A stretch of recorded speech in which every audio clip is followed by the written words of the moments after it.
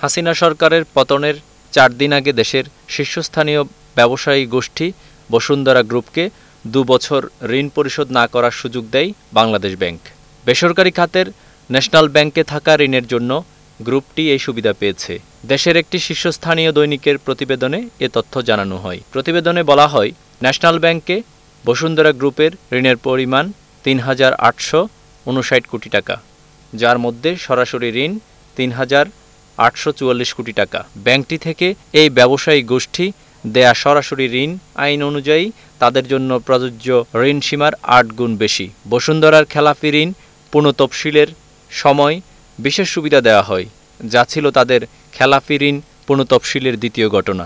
বৈষম্য বিরোধী ছাত্র আন্দোলনের মধ্যে সাবেক গভর্নর আব্দুর রউফ তালুকদারের পীড়াপিড়িতে গত 31 জুলাই এ সংক্রান্ত চিঠি ন্যাশনাল ব্যাংকের কাছে পাঠানো হয় বলে জানিয়েছেন কেন্দ্রীয় ব্যাংকের সংশ্লিষ্ট কর্মকর্তারা।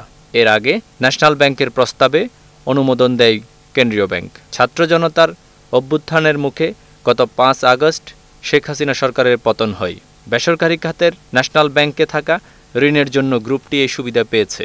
গত 31 আগস্ট শেষে ন্যাশনাল ব্যাংকের বসুন্ধরা গ্রুপের সরাসরি ঋণ বেড়ে দাঁড়িয়েছে 3,844 কোটি টাকা।